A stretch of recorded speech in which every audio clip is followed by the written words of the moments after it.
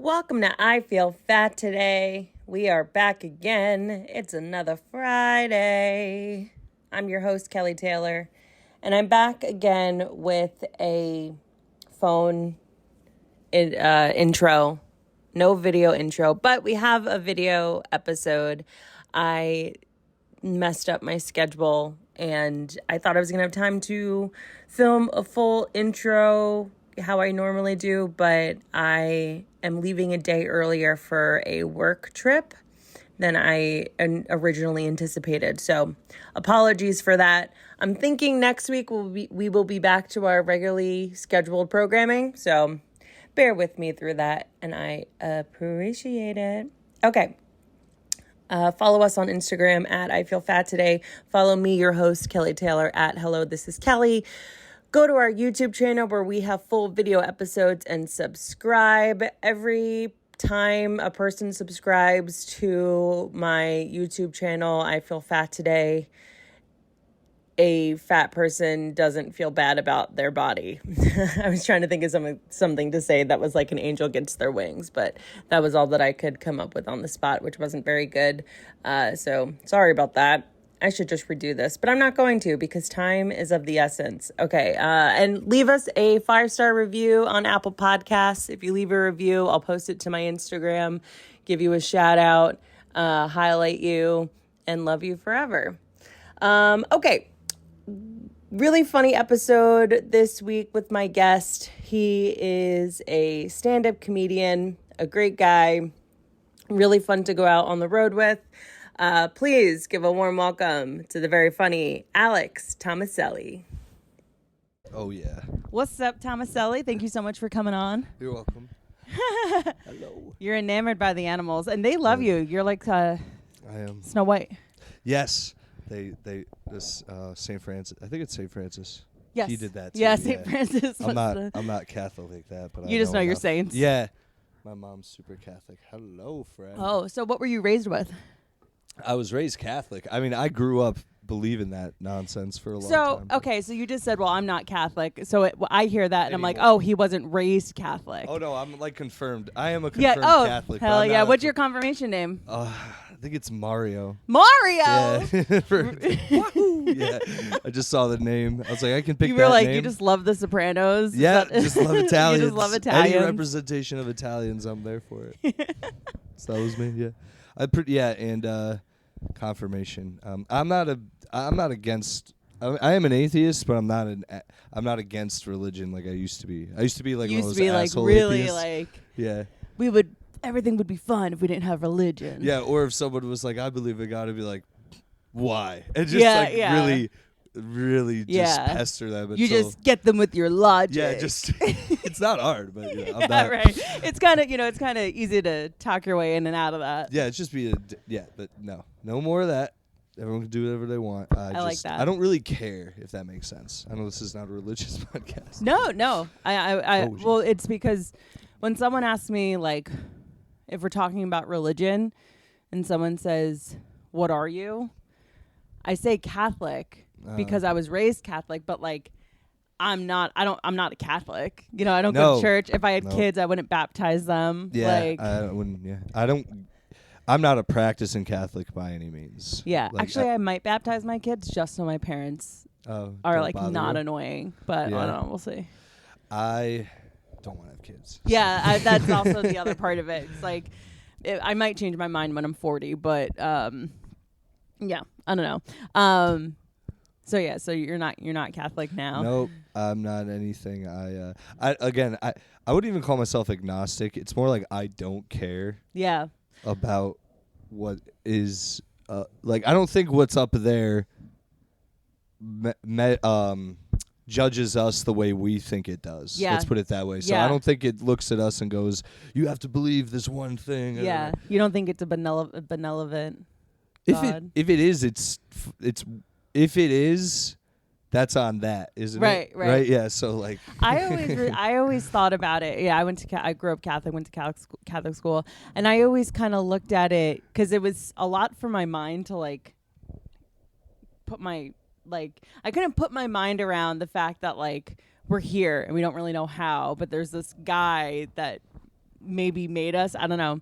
And so I just was like, there's all these different religions, and it's whatever you believe, that's your version of heaven that you go to. Right. There isn't one right answer. We're all just kind of like, okay, well, this is what I know, and so this is where I'm going to go. But if you think you're going to get turned into a tree, you're going to come back as a tree. Right. I got tripped up with religion almost the same way, but I went the other way where I was like, well, because I'm sure you know, as a Catholic, you're told. Well, I was at least by my mom. I'm sure it's a similar experience. Some people are told that if you don't believe what you believe, they don't get to go to heaven with you. Yeah. So, that I couldn't wrap my mind around. So I was like, no. That, and then on top of that, there's countries like India, let's say, where the predominant religion is not Catholicism. Right. So that would mean that all those people just go to hell. Yeah. I wasn't down with that. That doesn't make any sense. And that comes back to, like, if God's benevolent, you'd be like, well, why would God expect everyone from one area to believe one? It's just, or it doesn't make sense. Sounds like a dumb whites thing. Yeah. What and we're then talking about. Yeah. And then if that doesn't make sense, and then you start looking at all the things that don't make sense in it, you kind of get exhausted, and then you become like me, where you go, you know what, I don't really care. Yeah. Because, I think imagine if they, like, a nuclear holocaust happened, the world restarted, and then people found, like, Dungeons and Dragons books. Right, you know what I mean? right, That would right. be wild. They'd be like, Gorathor or whatever. So, do whatever you want, but I'm I like that. a chilling guy. What does, this is going to come out after Thanksgiving, but what does Thanksgiving look like for you? Well, all right.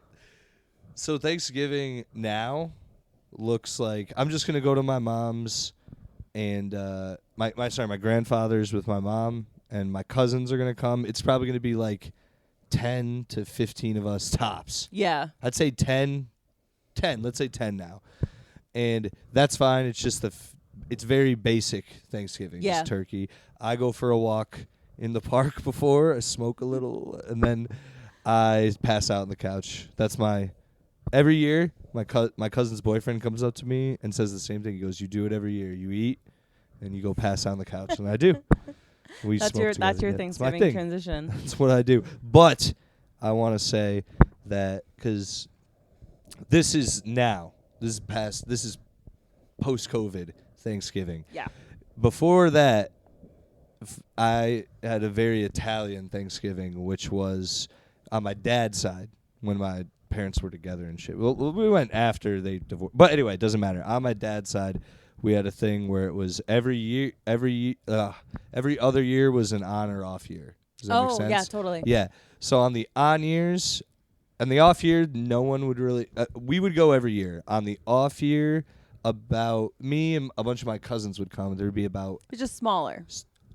20 people. Yeah. That's small for us. On the on year, 60 people. It's a party. Is insane amount of people. The whole family, and it was the Italian course style of, like, you showed up, there's hors d'oeuvres. Yeah. Then there's pasta and salad. Then you take a break, and then they come out with the turkey, and then there's dessert, and it's just everything in between. And it fucking ruled. I miss it so much. Yeah. I used to go there with mad weed, and I would snag all my cousins and anyone else who they brought who would smoke. I would go smoke with them. It was the best time. A good old fashioned family party. Yeah, it was like a when you see, like, family get-togethers in movies that are massive, I get reminiscent about my Thanksgiving where I'm like, hell yeah. Like, I don't mean to bring them up all the time, but anytime I watch The Sopranos and they're at a family gathering, I'm like, this reminds me of my fucking side of the family, and not in the way they are, just the amount of people and food and everything. Where would these shindigs be held? This one was in New Canaan, Connecticut, which is a pretty affluent community. So there was enough space. Yes, it was a to make it very happen. nice house. Damn. It was a house, but it had we all ate in the basement, but you could go up to outside. It was a huge yard. Yeah. That's where I would go smoke. It's a good time. 60 people could relatively comfortably hang out throughout the house. Would it be like a big deal if you brought a girl with you to Thanksgiving? Yeah, and I never did. You I've never never brought a did? girl to my Thanksgiving. Never once? Nope, not one time. Not once. It's either been not once, because they've either been. You've never had a girlfriend in Wait, November. no, I brought my ex-girlfriend last year to Thanksgiving. Never. Shout out to Nicole. She's cool. Nice. She did come. Yes, I did bring. But that was to my mom's. But yeah, not to the 60. Yeah, not one. to like the big one. Yeah, I was too young even and the dumb off year then, sounds like a pretty big affair. Not as big as what you're describing. No, on but an it is. year, Like for regular people, a 20-person event. Yeah, that's a lot. For any regular event is like, oh shit. Yeah, if I had 20 people in here, that'd be too many people. Exactly. But I would see other people bring their boyfriends and girlfriends, and to just see the look on their face. Yeah. It's like a horror movie when they don't realize what they're going through, and then you see after they look. You've seen The Ring when he like sucks the soul out of people. Yeah. That's what they would look when they left. They would just have sunken in eyes and just be like, "Thanks, nice meeting you," and I'd be like, "I'll never see you again." Yeah, a lot of because it was just a fleet. Yeah, just happens what it is, it is what it is. But no, yeah, a lot of times, even people who were used to it would come out of it drained. They'd be like, yeah. But I liked it. I'm like, your family's such a prize. Yeah. You know? Yeah. Yeah, well, no, it's not even that. It's just, it was exhausting, but I that's also why I think I like New York City, because I am overstimulated here in a good way. Not to the point where it hurts me, to the point where I can almost, all the noise lets me focus on what I want to focus on. Yeah. You need the background noise to zero in. Yeah. Totally. Yeah, I remember, I'm trying to think what was the first holiday I brought Joe to. It was either Thanksgiving or Christmas. I'm going to say it was Christmas. But it was the first time he was like meeting my family, meeting my grandparents, Mm-hmm. And we walked away from it, and he was like, "You make a lot more sense now." Like, and all like the things that are like off about me, and all the things that are like, "Why would you get upset over that?" He's like, "I see it. I see it." I think if people saw my dad and I interact more often, they'd be like, "Oh, that makes sense." Yeah. Because you and him, like, it's just stupid silliness. You're like, "Oh, that's why you're high strung or whatever." Right.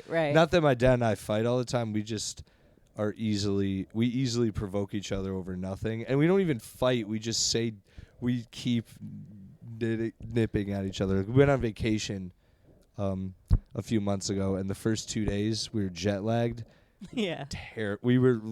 I wasn't like physically gonna fight him, but I was looking at him like, "Yo, if you say another stupid fucking thing, I swear to God, I'm gonna spaz." Like Jet lag plus parents is a recipe for disaster. And I'm 31, so I'm standing there with my dad. Like, I don't know why am I fucking arguing with? I'm an adult man. Yeah, I'm an adult man. Why are we still arguing? Like, you're my because I have his son, obviously, but like. Yeah. The way we're arguing is like. He's definitely your dad, but what you're describing is older brother, younger brother kind of dynamic to a degree. Yeah, I'm an only child, so that's makes sense. Yeah. How was it being an only child? Did you like it? Yeah, actually, I don't do it often. I have a bit about it, but I think for what a lot of people tell me about it, or they tell me what they think about only children, it's like we're selfish. I wouldn't necessarily say it's wrong. I would say I'm pretty selfish. Just in general, like I'm not not to a bad extent. Just like I like to do what I like to do. Yeah, that's probably why I choose. Beat of your own drum. Yes, very much so. And whatchamacallit, I know how to be. I think being by yourself. I know how to be by myself because I'm an only child. Though I don't like being lonely. But I know how to be by myself. Like, I know I could just go about my day and entertain myself. I don't understand people that can't be by themselves. I don't understand that. I know, Finn is. We have a visitor. Yeah. Yeah, I don't understand people that can't be by themselves. One time when I was younger, I would always go visit my cousins in Vermont, and I was staying with them, and I never had video games, so I They did.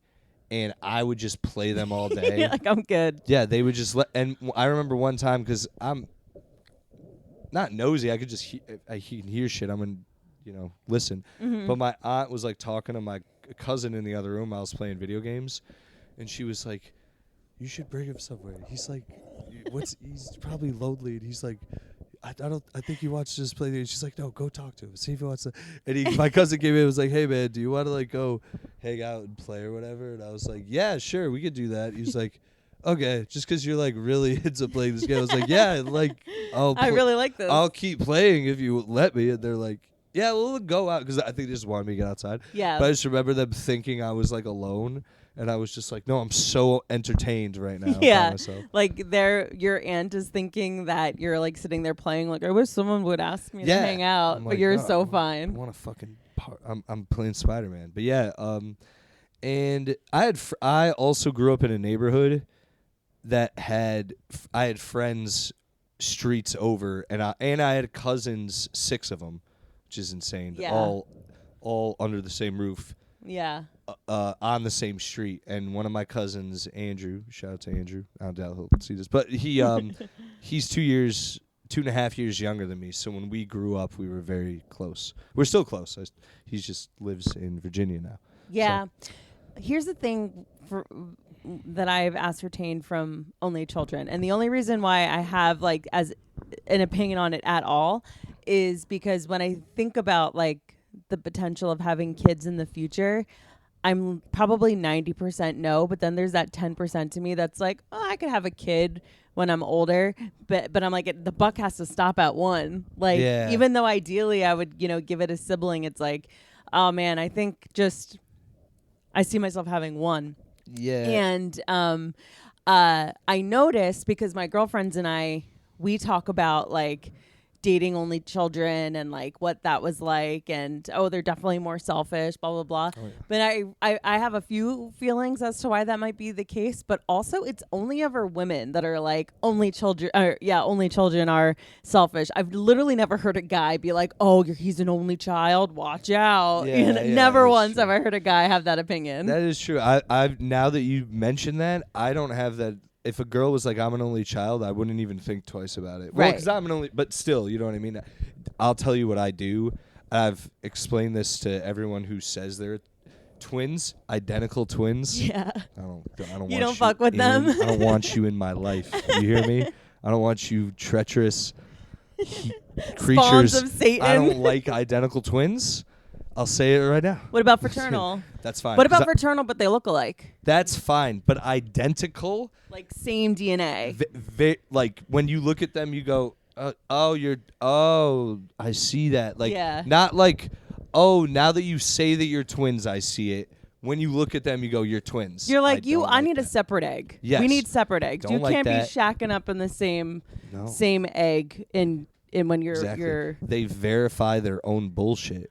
Yeah. With each other. Yeah. They you always have someone to agree with you. They'll never, like, no matter what they do, they'll always have the other one to go, I did this, that's right. And the other one will go, yeah, of course. Yeah, well, I'm you, so yeah. I've seen it happen numerous times, and I'm like, I don't fuck with them. Dude. Damn. I don't know any identical twins. But yeah, that's weird. Yeah. But it is what it is. Being an only child, it's okay. The reason I am, though, allegedly, according to my mom, is because when she had me, she just hated it, like having me. Oh, like being pregnant. Physically, yes. Well, yeah, yes, but the pushing me out. Oh, like giving birth. She did not like giving birth, and she understandable. According it's a big to part her, of it. she said like literally, I think like holding me was like to my dad who wanted like 6 kids. Yeah, was like, I'm not doing this again. Like I'm not. Nope. Like, even before I even anything, she was like, nope, I'm not doing that again. Yeah. Mind was made up. Because, I mean, that's like a post-traumatic, post-birth trauma. Like, that's a reaction women, I think, probably have often. But she didn't change her mind. Yeah, she was like, I did not enjoy having, pushing. Yeah, that's so funny. There's I dated this one only child, probably one of the only children I've ever dated. But he was saying how one time my mom got really drunk and told me that she wanted more children, but your father couldn't give me any more children. Jesus Christ. Yeah, that's not great. And that's why you're an only child. Cool, Mom. Thanks. Yeah, Mom's dropping just like cool little bouts of information. Like I remember not finding out, but I remember hearing when like, oh, your little brother, he was a surprise. And then finally realizing that meant that was like the one time they boned. Yeah. A surprise. Yeah. It's like, oh, thank you for that, I guess. A nice way of saying accident. Yes. Yeah, totally. And she told me I was an accident I'm too. an accident too. Yeah, I'm also an accident. My mom was like, you're lucky that we don't believe in abortion. My mom didn't say that. She wouldn't. I don't think she would say that, but that's wild. She is very Christian though. So my dad and her I think they were dating like 2 years, and she got pregnant. Yeah. And then they got married, and they had me, I believe, shortly after that. Not too much longer, but within. Yeah. I believe so. Something like that. Whatever. Yeah, whatever. But obviously very important to your history. Yeah, it's fine. I'm an act. Whatever. What can you do about it? Okay, so growing up, did you play sports? What was your deal as a kid? I played like intermediate sports, so not in. I might be just throwing that word in there. I didn't play in high school. Okay. I played recreational sports. Recreational sports. So I played basketball and soccer. Okay. And, all through high school? No, stopped in high school. I actually did track in high school. Oh, okay.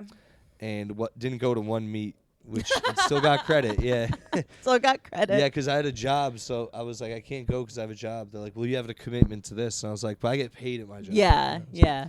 And at the end of the day, these extracurriculars is just so that you're not doing drugs. Yeah. Because it's like you get done with school for the day, and then it's like, well, what are you going to do? You're either going to do a sport or you're going to get a job. Yeah.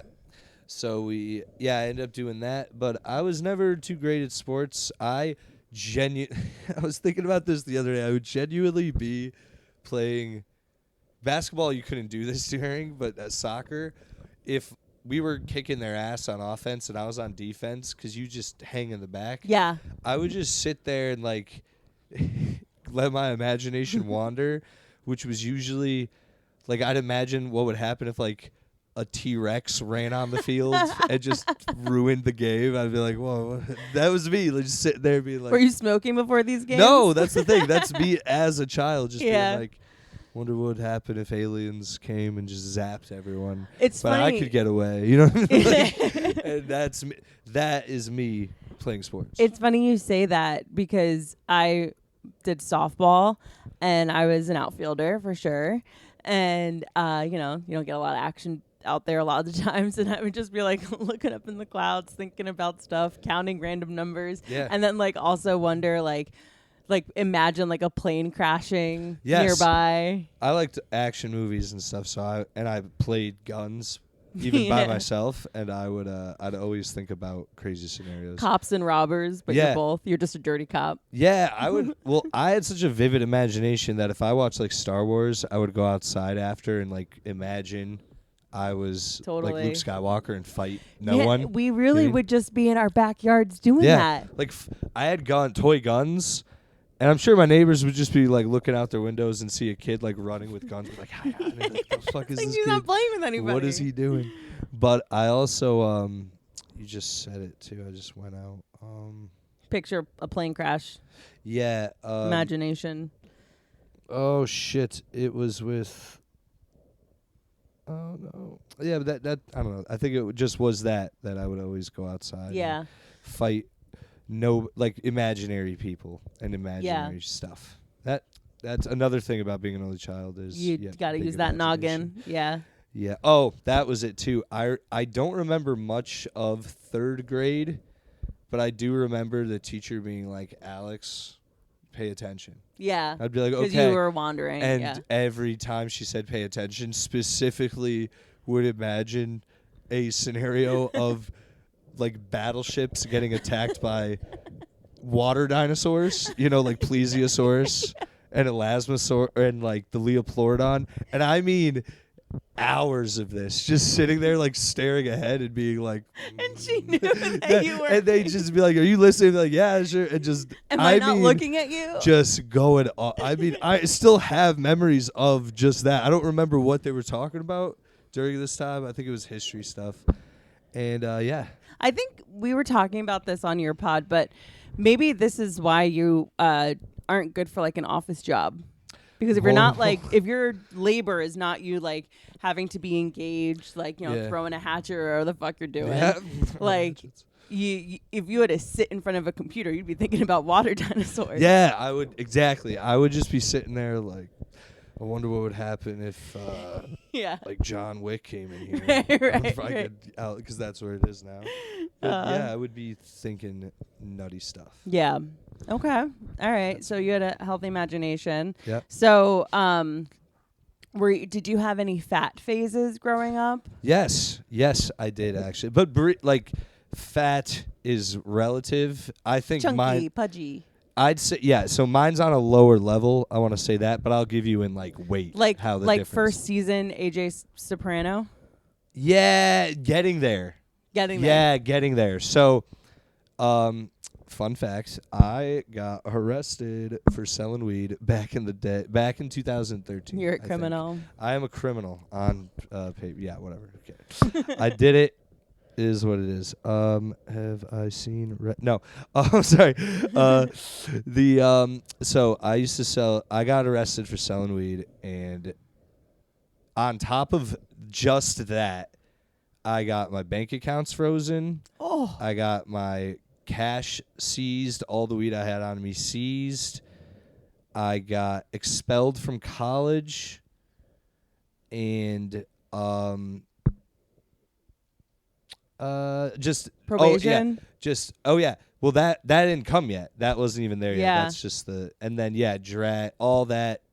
Yes, probation, all that dragged. My name dragged through the mud. I could not get a job. Oh my God! It's horrible. It was like a small town crime. Yeah, so but it was also it was everyone knew. Which I didn't really care about so much until I just couldn't make money. The inability to make money is. Everyone knew I sold weed. It wasn't, except for my mom. Oh, that Tomaselli boy. So, where did they go wrong with him? So that was bad, and a bunch of other things happened at the time that I can't really like. I think my ex, I had broken up with a girlfriend a few months before. Anyway, doesn't matter.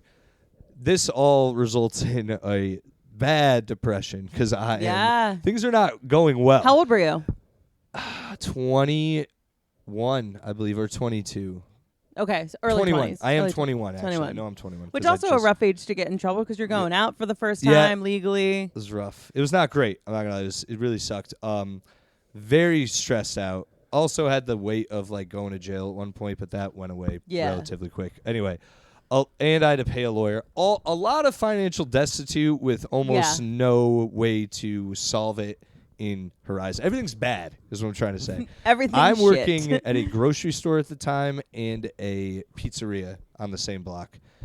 And for every day I would go to the grocery store, I had the day shift, and during the day shift I would go to Wendy's. Mm-hmm. And I would eat a 5 for 4 for 4, 5 for 5. Baby. Probably every day for a while. 4 for 4 every day is... You're putting numbers. Pizza place. Oh, I work shit. at the pizza place, which means, and I'll just give you a quick lowdown of my specialty. They had these big, giant garlic knots, so I would saw them in half. Stop it. Pepperoni, cheese. So I'd make sandwiches. Make a little Italian sandwich on that best. Garlic roll. And I do like sometimes 2 of these a day. So this is bad. I'm doing this for a while. I'm picturing like a Cinnabon. Yeah. Size. It is. You should be. Oh. It's like maybe not as big as this candle, but some could be on the good days. But I'm just not as high. But imagine anyway. Bath and Body Works candle. It's pretty big. Smaller than that. Pretty big. So that's going down. I had probably at the time before this was 165-ish, 170. And you're 6'1". I'm 6'1" now, so I think I was then too. Yeah, so, probably. 6'1", 165. And at the grocery store I work at, there's this It was at Expect Discounts, Middletown, Cromwell, Connecticut. If anyone ever watched this, it was the scale is legendary. It's this huge scale in the front of the building. I'd always go on it every once in a while, and then one day I was like, "Oh, hop on it today." I'm used to it being like 170. I hop on it, and this thing goes right past 170, 180, 190, and as it got to like one, I jumped off. I swear to God, I jumped off. It was like, what the fuck was that? And I like looked horrible. at it. I literally looked at it, like walked away, like, hey, the scales. Swear to God, it was like a movie. Scales messed up, guys. The scale. Check the scale. And then someone else checked it and was like, no, the scale's fine. I was like, and we kept checking it. And then I was like, okay, so days went by, and I was like, all right, I'm gonna fucking check this. Because I had one at home, but I was like thinking about it. Like, I didn't think. And then I got on the scale, and I believe at that time I'd gotten to like 205. Oh wow. Or something. And I would inevitably get to 213. That's the one I remember. Yeah. That's the one I remember the most, because at that point I also was living with my mom. Yep. And my mother is not cool with people gaining weight. She wasn't cool with my dad gaining weight when they were married. She's an almond mom, as the kids call it. Like, does she have healthy snacks around? No, that's the thing. She eats whatever she wants. Oh, really? But she exercises, and she Okay. doesn't eat in excess. Okay. So she's a healthy diet. Yes, relatively. But she still eats, like, anyway, I don't know. She has a good metabolism. When I was living with my mom, shared a bathroom. Mm-hmm. So in the house. So I would come out of the bathroom sometimes. It's on the first floor. I'd have to go up to my room. Yeah. And if she ever saw, it's annoying. If she ever saw me in my towel, she would make like a habit of this. She would just she'd either make a noise or a comment, be like, like, ugh. I'd be like, what? And she'd be like, you're gaining weight. You look terrible. And she'd be very blunt about it. Oh man, it's good thing she didn't have a daughter, man. Yeah, I don't fault my mom for this. Right. There's things I could be like, my mom didn't do this right, but it's neither here nor there. Yeah. I don't judge my mom for those things. Having said that, I am thankful she was like this with me, because it did crack through my psyche, along with the other major thing that got me. I went to a party, and it was with people I didn't see in a while, but just hadn't seen in a few. Yeah. And my buddy Howard, he was playing beer pong, and I was like, "What up, Howard?" from behind, and it was like a lot of people here. Yeah. And he turned around and went, "Dog, you got fat as fuck," and I went, like, literally, like, taken aback. Yeah. And it was like, "Shut up, you queer," like, stuff, like stuff like that. And just, I remember, like, I got in the car on the way home, and everyone was like, "You all right?" I was looking out the window. I was like, "Yeah, I'm gonna start exercising tomorrow." Like, swear to God. And I that's all it was. Went home and started running every day. Yeah, and that's what I do now. I either run or bike. Okay. Daily, or if it's too cold for either, I walk for a long time. I love walking in this goddamn city. Yes, it's the best. That is, I do look forward to, if I go for a long stroll, I'm like, this is the most entertaining stroll I could go on. Yeah, usually. totally. You know what I mean? Totally. So. Interesting. So, okay, so mom broke your spirit. Yep. And so now you're able to. Yeah. She's very complimentary now when she sees me. She goes, "You look good. You're dead." Yeah. And here's the thing with moms doing that. You look fat. I am definitely more hypocritical of a mom that does that to a daughter, because societally we have a different relationship with weight, and I know guys feel it too, as far as like whether they're self-conscious. Your friend literally just straight up calling you out, being like, "You got fat." Yeah. Dudes will do that to each other. I don't think I've ever seen a girl do that. I've seen dudes do that to each other numerous times. I've never seen a girl do that in public personally. I believe it happens. Well, I've only ever experienced, and even myself doing this and having it done to me, is that when you lose weight, it's like unbelievably complimentary. Like, look at you look amazing. Like, all like overly complimentary. But if you gain weight, people are just nice to you. And then when you're not in the room, they're like, "Did you see how fucking fat she got?" You know, whereas like with guys, it's just like, "What the fuck, man? You've been eating?" Like, yeah. And I don't know what people should do. I don't know what is the right way. Like, if girls have it right or if guys have it right. I don't like people talking about me behind my back. But also, if someone was just like, if someone was like my grandmother and was like, "You gained a lot of weight," I would like have to leave. I wouldn't be able to handle it. Yeah. I'm trying to think of anyone else where someone said something to me. I remember when I lost weight too. My boy John said to me, he was like, "Yeah, man, you look like you used to." And I said, "What do you mean?" He goes, "I mean, for a little while there, you were just like getting wider." Yeah. And I was like, "Oh shit." Well, can't someone go through a hard time? Yeah. Do you think you would have lost the weight if someone hadn't said anything to you? Like, do you think your life would have improved? And with your life improving, you would have lost the weight? No, maybe not. No, not as drastically. I remember it like thinking about it a lot, And like, it being like a motivator. Yeah, because it was a thing of like where I ran into people. I then started to notice. I just was. It almost woke me up where I was like, holy shit! I realize how bad I am eating. Yeah. And all that. I also, I just exercised more. I don't really eat well now. Right. I eat better now because of Cost. Yeah, and I dated a girl who one day she was like, we were hanging out for like 3-4 days in a row, and we were eating, and she goes, "You don't eat vegetables, do you?" Oh, that's like the worst And thing. I go, "Yeah, I do." Vegetables? I have vegetables all the time. And she goes, "We've been hanging out all week. You haven't had one vegetable." And I go, she goes, "When's the last time you like made vegetables and ate them?" And I was like, and she was like, I don't know. I'm not gonna tell you to live your life, but you might benefit you to have a vegetable. And I was like, "You're right." And Like, honestly, since her, I do have vegetables daily now. Yeah. So, okay. shout So out to- it really just takes one person being Yeah. Kind of stern with you for it Yeah. to impress upon dramatic change. Yeah, or super attractive too. That True. helps too. If they're like really and stern too, but like again, she was saying she didn't judge me. It was just the way she looked at me when she was almost looking at me like, "Are you retarded?" Yeah. You know what I mean?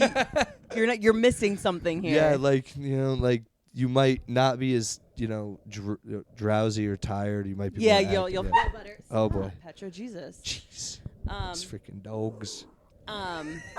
Hey, why are you freaking out? Stop it. Mid pod, Petra. Yeah, literally, it's like Michael Vick dog fighting podcast. Stop. Why are you doing Jeez. this? Psycho dog. Yeah, crazy. Sorry to the listeners' ears. Finn, why don't you stop? Why don't you go? Finn, I come know. over here. I don't know why. Come I over don't here. know why I just told Finn to stop, but it's because he he's was go like home. looking over at me, trying to get on my lap. It's like, no, you see, I have a crazy dog Yeah, that's more willing prissy to. dog. Look at Finn. And look at that dog. I know. Whose side are you Ow, on? Petra, you hurt my wrist in me defending my little boy. yeah. Do you want to get off? Is that what's happening? So yeah, Yeah, anyways, whatever. Oh, yeah. I'll tell you, a person's attractiveness really will affect how I act. Like, nothing takes away my appetite more than sitting next to an attractive guy. Like, 100%. Like, there have been times where it's like I'll go out to, like, a mic on my own or something, and I'm like, okay, when I get there, maybe I can order a little bit food before the mic or after the mic. And then there's just somebody there that's like incredibly attractive. And I'm just like, I'm not eating. not in front of it. Yeah. I'll eat when I get home. But yeah, I still eat like shit. I just I'm better at spreading it out throughout the week. Yeah, and like just moderation in general. Yeah, because I love bad food. I mean, I could. You're a foodie. You're an Instagram foodie. I am, dude. I'm such a dork. You're a food blogger. I would never have been like you. If you told now, there's a lot of things you told me 5 years ago. I'd be like, sick, dude. Oh hell yeah. But if you told me also if you see something cool, you're gonna eat, you're gonna take a picture of it, I'd be like, no, I can't. no. I would like try to smash this glass. I really. Now you can't stop. I don't man. like. Yeah, because in my defense, it's always something I'm either super proud that I'm eating or something cool. Yeah. Like where I'm like, this is so melted with cheese, I have to share with the people. Yeah.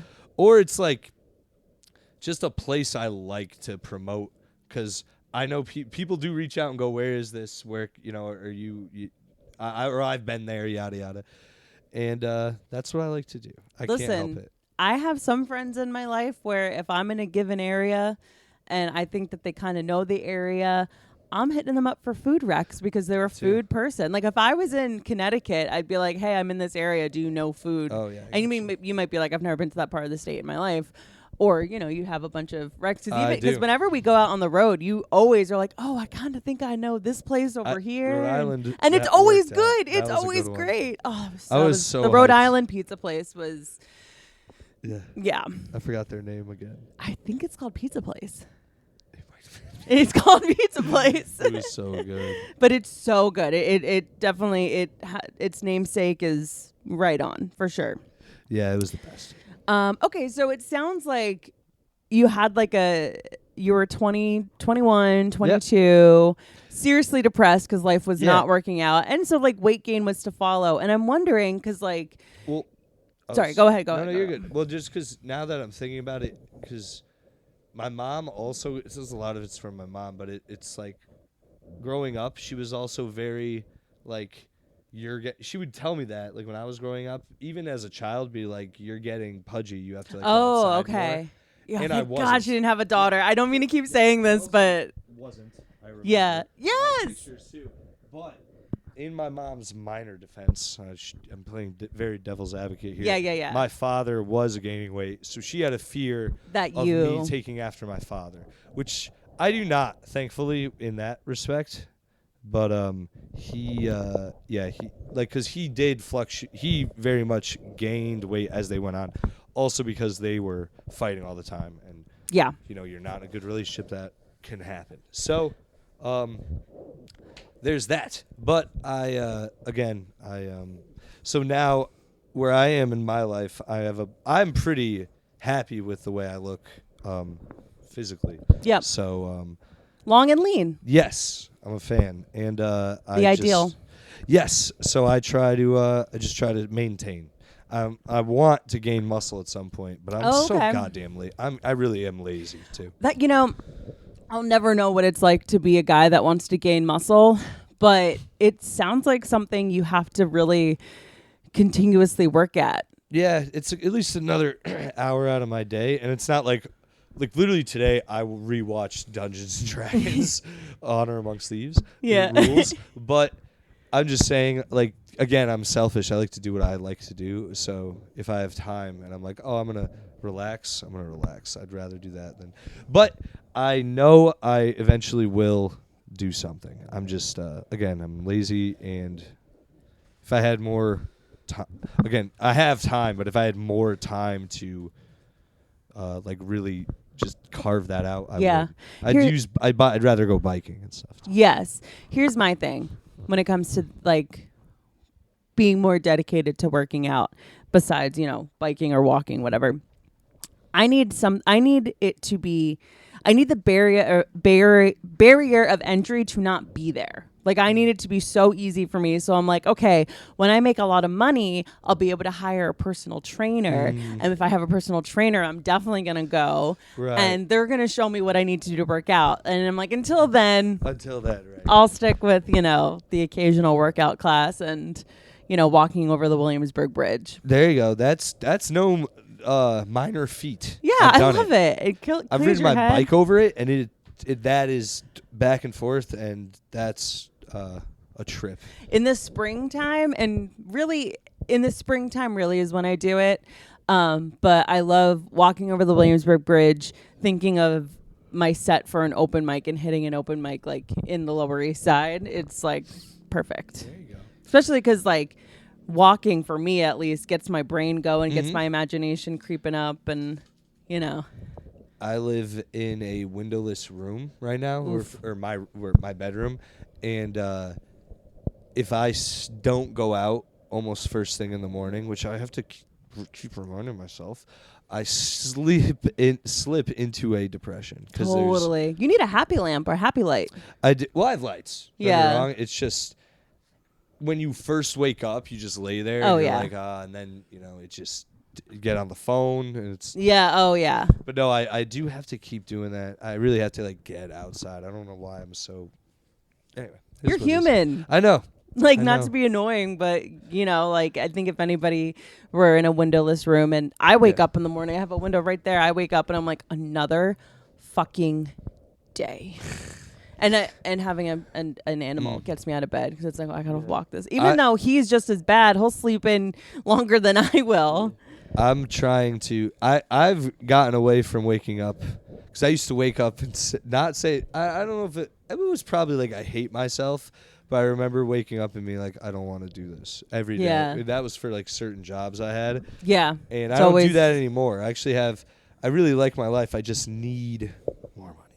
Yeah, absolutely. And I don't mean like, oh, I make enough money now and I need more money. I mean, I don't make not in a money. greedy way, in like a I mean, I need more money. Having a livable wage kind of way. It's coming. I really want it now. Yeah. If I could wake up tomorrow, it'll happen. I just got to work harder. Yeah, absolutely. But on that, you also have the hookups for food places that you frequent. Like you're actually a Checkers VIP. I am, but you know what?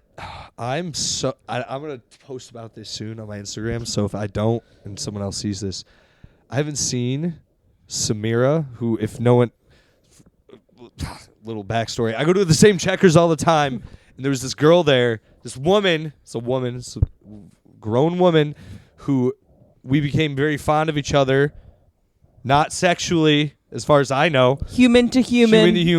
Her name was Samira, and Samira would hook it up. Samira would always give me extra tenders, extra stuff, extra love, and I haven't seen Samira in like 4 visits, and I'm freaking out. No. And I'm sad. And I got to learn these dudes' names now. I don't think it'll be the same. You have to finesse another. But I really liked Samira, and she's very nice. It's not even an attractive thing. She was just very nice. She always gave me food. She knew I would smoke. She'd let me pack bowls in the Checker and go outside.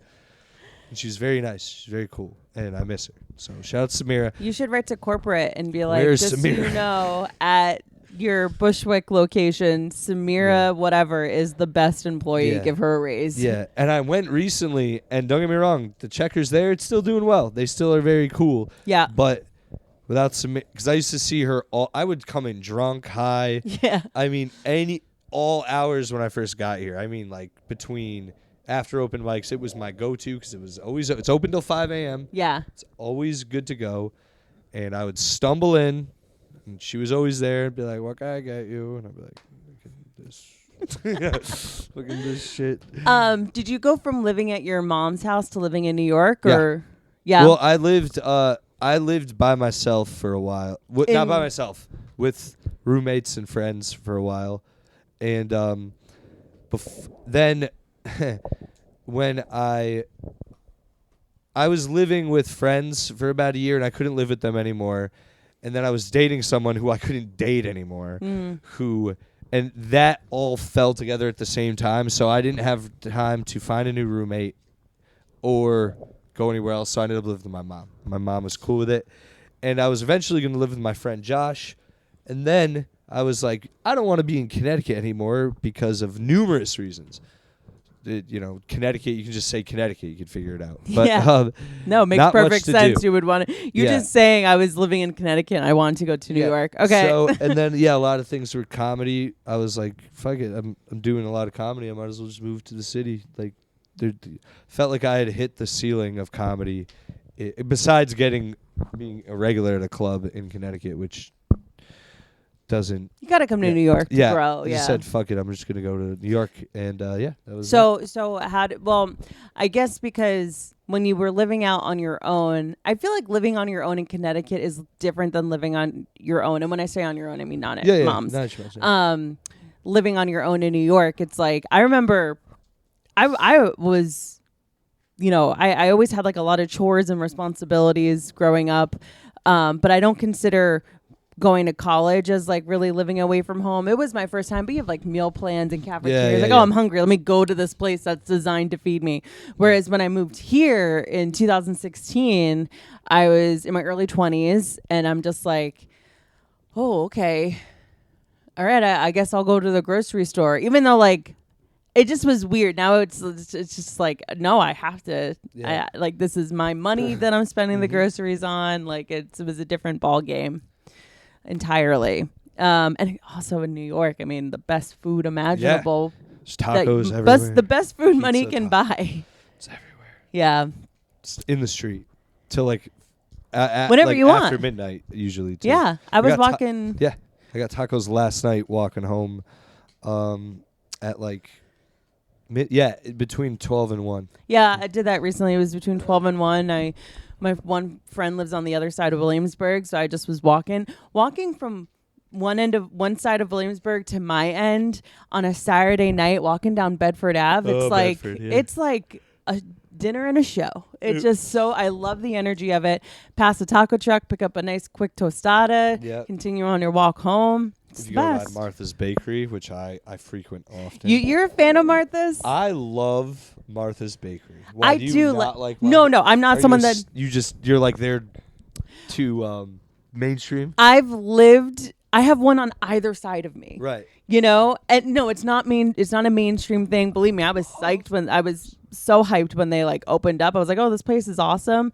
But the luster, if I came into this neighborhood and was like, "Oh fuck, I forgot that there's a Martha's there," I'd be so excited.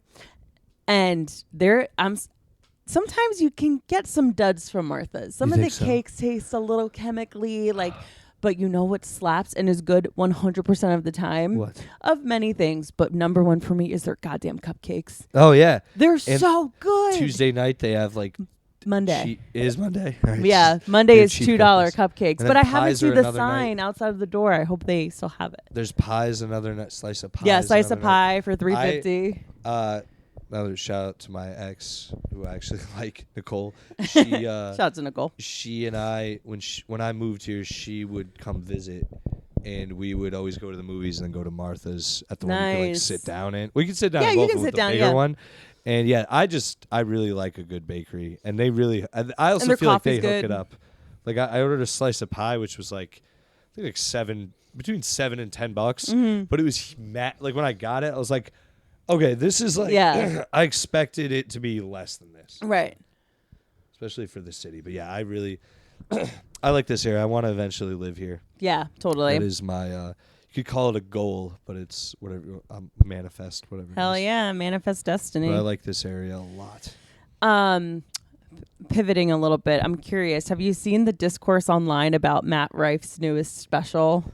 Yes, and honestly made me a fan. Same. Made me a fan. I've dude. talked to so many comics who are like, now I like him. So this is my thing with Matt Rife. I've said to a lot of people, even publicly, I'm like, I do not like Matt Rife. I don't like that people are like, have you heard of Matt Rife? And I'm like, yeah, I've heard of Matt Rife. And everyone's like, what do you think? Because I think he's like really funny. And I go, I'm sure he's hilarious because a lot of what I say is a lot of what I've seen is just crowd work. Right. And there's nothing wrong with that. I'm not one of those comedians who's like, it's just crowd work. Crowd work's a gift. Yeah. It's not easy to. Believe me, you'd see more crowd work clips from me if I had the ability to do really good crowd work. Yeah, and I do post. I post my nonsense crowd work, but all my crowd work, and I even think I do fine. I wouldn't even post the stuff I post because it doesn't come off well. His does. He's very good. My whole thing with Matt Rife is there's not enough bits I've seen of his. Right. That bits. I feel like he has great marketing. That's what it is. He's the new Dane Cook and D'Elia. Yeah, totally. Having said that, I also don't have access to his specials or anything. So yes, same. I went to go watch him. Like, fuck, I forgot it on Netflix. Yeah, right now. anymore. Yeah. So having said that, what he did, which could I explain it, or do you want? Yeah, no, please go. Because he had a bit about domestic. It's not even a bit about domestic I know violence. it's not. It's one joke. I read it's a street bit. joke. Yeah, I read. It essentially is a street joke. It's a very. I read the bit and was like, "That's funny." Like, if I get what he's doing. Yeah, that's a bit. And then people got offended. It was about a woman having a black eye. Yeah, he essentially did the cop. A woman have a black eye. Why does she have a black eye? Because tell him twice. The joke was around. I'm just saying it's in that realm of that. Yeah, I remember the joke. Yeah. It's I was at a restaurant in Baltimore, but like I also didn't understand why he specified Baltimore. Like, who cares? Maybe he's filming it there. Oh yeah, maybe. I don't know. But I was like, that's one of those things where it's like there's an extra detail in the joke that doesn't make any fucking sense. Like, just get to the punchline. Yeah. But anyway, so the joke is like I was at a restaurant and the waitress had a huge black eye just right in your face, and my friend was like, she should be working in the kitchen so that she's not greeting customers when they come in and see this black eye. And he's like, well, maybe if she had been in the kitchen to begin with, she wouldn't have gotten the black eye. Yes. Street joke. Very fun. Yes. Yeah. Silly. Misdirect. Misdirect. Yes. It's just joke structure. Yeah. Like, it just is a joke. Yes. I maybe wouldn't. I would sandwich that joke in. Maybe, like, I don't know if I'd start a special with it because it's not that strong. I also do think it was leading into something the way he's explaining it. Okay, yeah, because I honestly only saw that joke because the only way I had access to it was going on TikTok and typing in Matt Rife Netflix special and it being a stitch of someone very angry at him for telling that joke. And that's the thing. People then got mad, and then Matt Rife posted a thing that this said, was the redemption for me. Here's a link to my apology or something like that. Yeah. He said, like, I posted an apology. Here's the link. And the link was a website to purchase special needs helmets. Yeah. For adults. For special needs people. And that's just great. That's great trolling. That's great being like, like chill type shit. And it also, he didn't apologize, which is a cool thing because I'm sick of that nonsense. And I really like that he did that. It's just a good precedent to set. It also shows that he has a very good sense of humor, regardless of what anyone will say about him. That's the other thing. I've met a lot of people out here who know him or work with him, and they all have nothing but good things to say about him. So that's another thing I like to say. Because, again, being a comedian of where I am, it's so aggravating for regular people when regular people just bring up the hottest comedian. Yeah. And I don't mean that even attractive. In their algorithm. It's just like, yo, can you fucking like just leave me alone about it? But I've said this a million times too. If I could do what he did, I'd do it a million times over. Yeah. I would love to be selling out shows all over the world right now. Are you kidding me? Yeah. Like, solve the money problem real quick. Yeah. Yeah. And you're okay when you do get to a point where you're like making money and going out to nice restaurants after shows, your Instagram stories are about to be fire. It is, dude. You have no idea. I can't wait. I'm excited for you. But I'm also it is going to be those nights of me being like had to go back, and it'll be me at Checkers. Like, yeah, like I had to do it because I hit the road a lot too, so I'm always like I'll be at a Wendy's at 1 a.m. sometimes. The road can be tough. And so when you have an outlet, truly, like food, where it's something you're excited about, it's like, I'm kind of tired. I kind of wish I was at home. But, I made it out here to do the show. Also, I get to go to a new restaurant. Yeah, that is cool. I always ask people in towns I go, what should I get around here? Is there this? Is there stuff I know around here? Yeah. Because a lot of times the thing that sucks about doing stand-up is it's super late sometimes. So you can't go to those places all the time. But recently I was on the road with Zach Amico. We did 2 shows, Saratoga Springs. This is actually in the town of Saratoga Springs. It was called Tacos and Donuts. Nice. Donuts and tacos. That's exactly what they sold. And it ruled. Shout out to Donuts and Tacos. It also had it was dinosaur themed. So that's like 3 of my favorite things. Yeah, it's like literally an amalgamation of your imagination. Yeah. And I ended up getting Oreo donuts, and I didn't eat them. I gave them to a lady friend. Whoa. And she said they were great. So yeah, there you go. A dowry for her hand in marriage. Shout out to Donuts and Tacos, or Tacos and Donuts, because it was really fucking good. And that's what I mean. Like, I go to places like that when I'm on the road. Or, I look for anything like that's like interesting, famous sauce or cheese. Yeah, absolutely.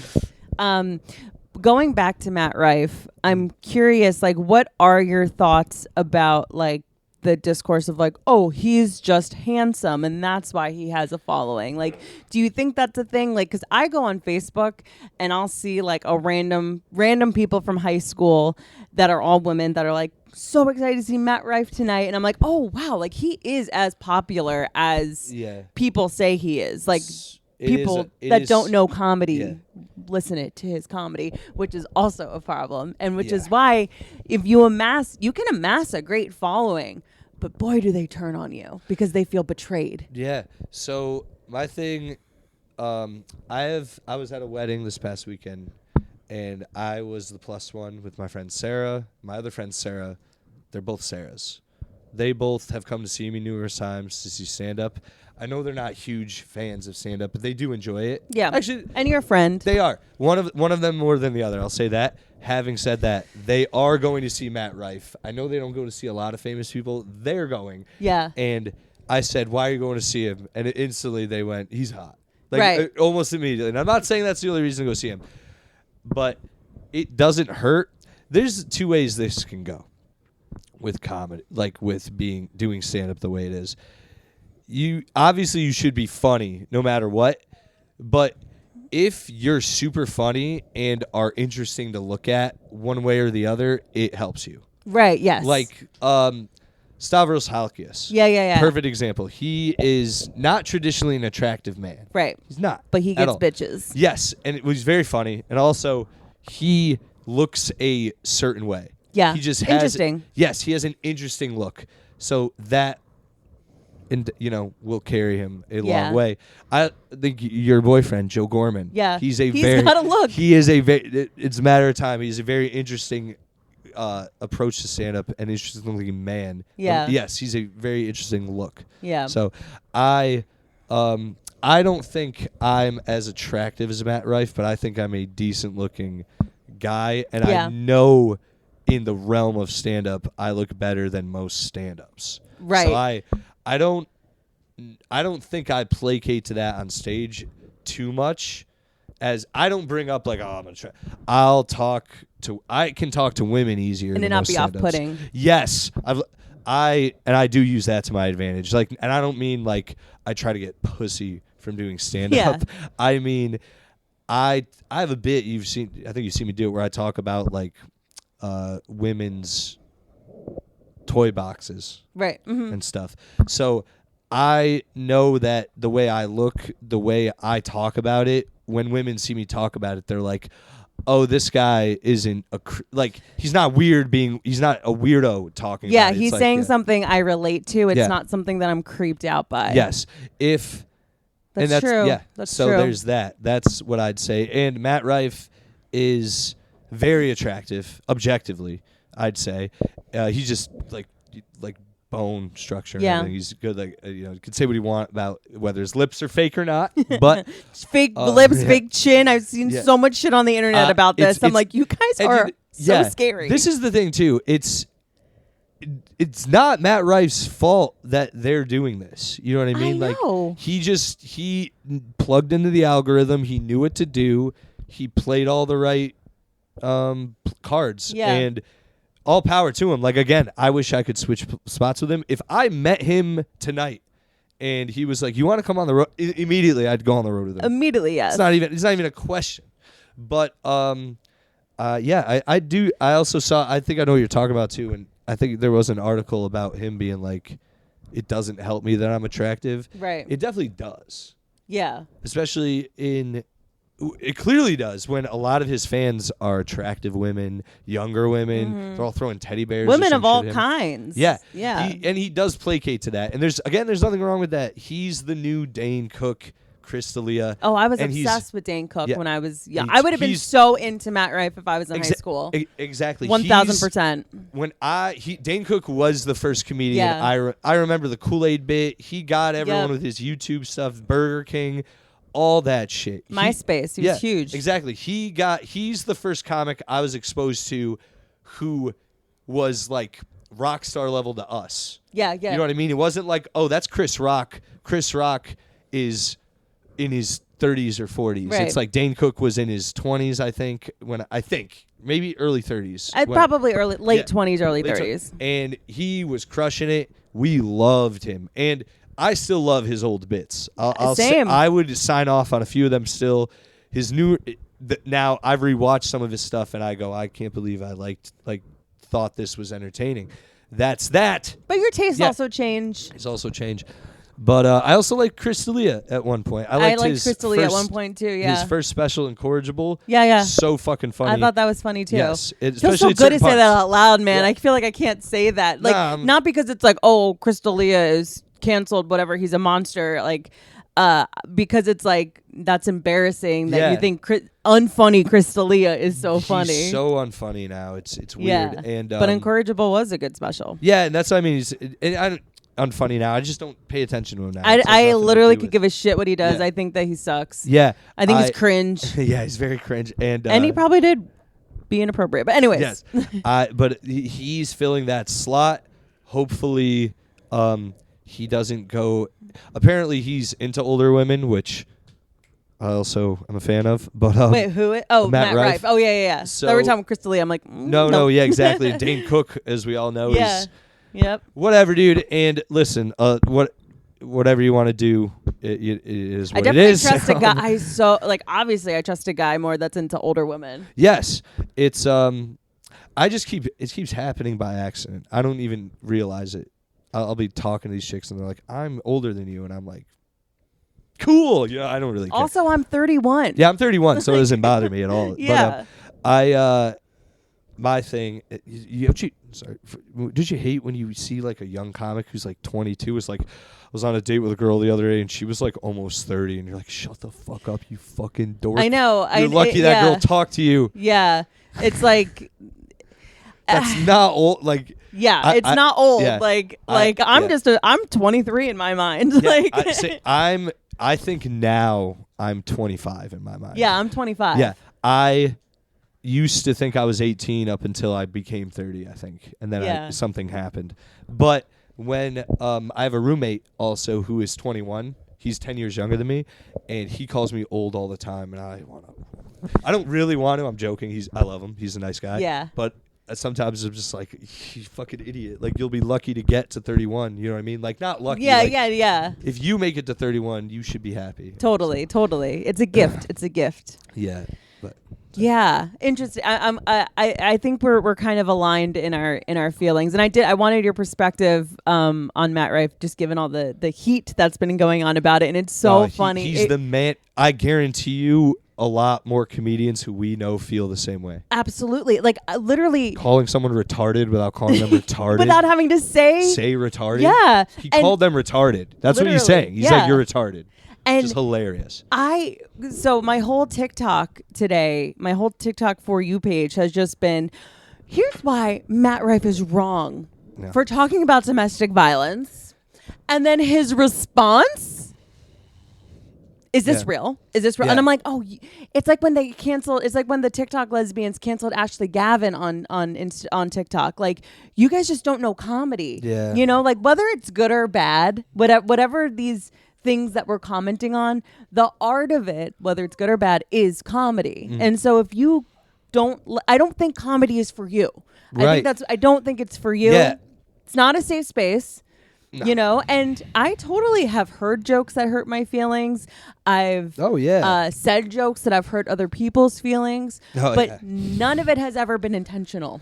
Yeah, I've also I've had a lot since I moved to the city. I don't even care about I don't subscribe to a lot of the things people say on stage about generality, but there is a thing now when I'm in the audience and if someone's on stage, and it's usually a woman. I just want to preface that. I'm not saying it's always a woman, but someone who's like, oh, no one in here gets laid or anything. You guys don't know what I'm talking about. I'm sitting there. And it's not specifically that. It's that, or like, you're white, you don't get it. Yeah. You're a man, just you don't understand it.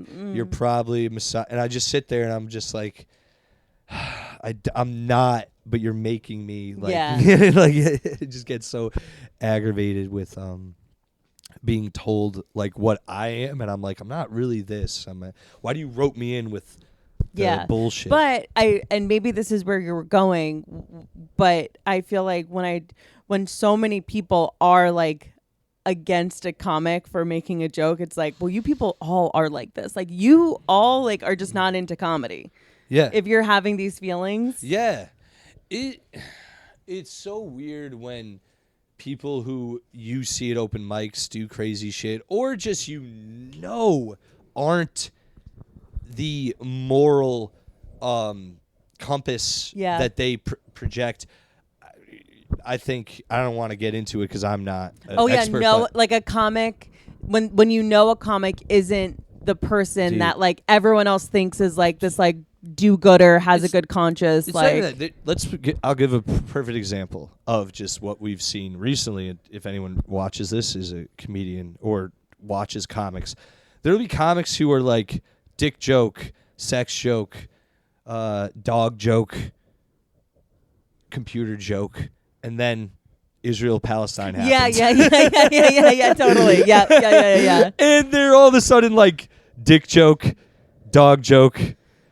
Israel-Palestine is the most horrible thing I've ever heard of. Yeah. I can't believe none of you can understand the perspective I'm portraying here. Yeah. I've been through, and you're like, you didn't post about, and I know it's a hot button issue. I know a lot of people are affected by it. That's why they're posting about it. Right. But to be a dick joke comic talking about mushrooms and cats to shift all of a sudden into I'm an expert on this conflict is batshit to me.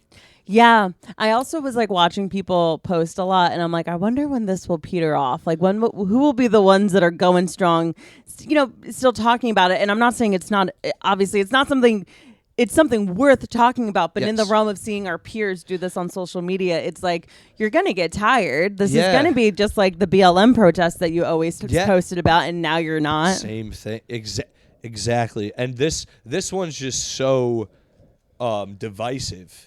Like the BLM one, you could definitely, like, not you could stay out of it. Like, you can't stay out of this one. It's just this one, you can't even, like, be like, hey, could I just...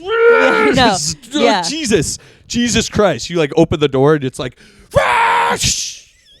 Absolutely. It's like, okay. Because it's like both sides are like silence is violence. Yes, and I'm like, exactly.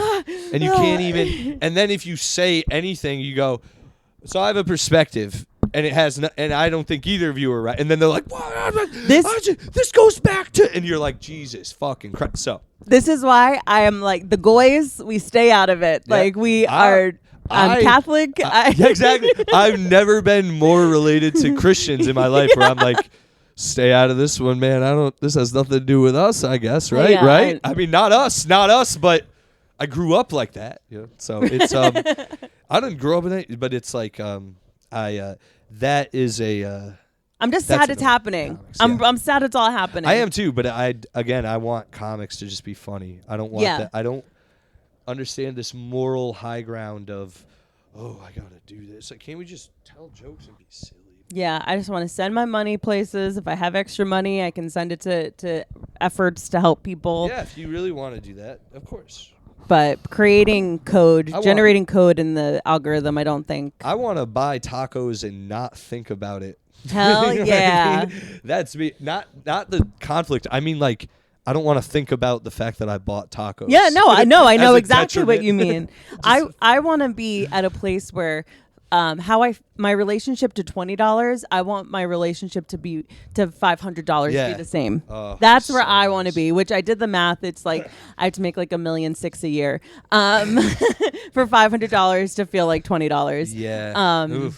But I'm bad with money, so I'll get there when I'm at like $500,000. One day, I think about that all the time. I don't know when, but I'll figure it out. I've not got nothing else going on. I just want it. Like, I'm just like, all right, I'm gonna keep surrounding myself with like good people. It's like I'm gonna, like, when I can go on the road with Tomaselli, I'm gonna do it. Like, just like we all, good times. The cream rises to the top. And we'll all be going to Nobu. I hope so, dude. That's what I tell myself every time I and if not that, go for my long walk where I'm like, I should be looking for a job. Yeah. Instead of going on this goddamn walk. Oh, man. I think we're at an hour, man. We've done it. It's been only an hour. I thought it'd been longer. Let's Feels see. I don't know. I gotta definitely get been a little longer. Oh yeah, hour 12. Look at us. Fuck yeah, Look at dude. us going. Hell yeah. Well, I hope I answered all your whatever. No, you did. Do you have anything else like about it, you know, here's the thing. I did prep for your episode, but I've just been so busy with it being a short week that I'm like, I didn't do as much Instagram deep diving and researching as I usually do, but no, that's fine. Well, that's we fine. know each other relatively well too. And I think we covered a lot of good stuff. It's nice to know that you were fat at one point. Gained a bunch of weight. Gained a bunch of weight. Yeah. Where can people find you? You can follow me at Silly Sally on Instagram. All S's, no spaces, I at the end. And I also have a podcast, and you were on the most recent episode with Joe. It's called Yes Offense, and it's on Spotify, iTunes, and YouTube. Please subscribe to the YouTube. Leave a positive review on iTunes. At least give me the stars. I don't care what you write in the thing. Just give me the stars, give me baby. the star review. And subscribe on YouTube. Yeah, subscribe on YouTube, please. That would mean a lot. We're almost at 300 subscribers, all off of nothing. And I mean nothing. It's just straight organic, which is not a huge number, but I think that's amazing. Be growing off of nothing is a big deal. And I don't have any like dates right now, but if you follow me on Instagram, I will be I post them as they come. I should post more of a dates announcement. It's not as consistent as I'd like it to be. Totally. So yeah. Just follow me guys there, and check out the podcast. I think that's it. Great. Well, it was so awesome having you. Thank you so much for coming on. It's awesome. Good Listeners, time. We'll talk to you next Friday. Bye. Thanks.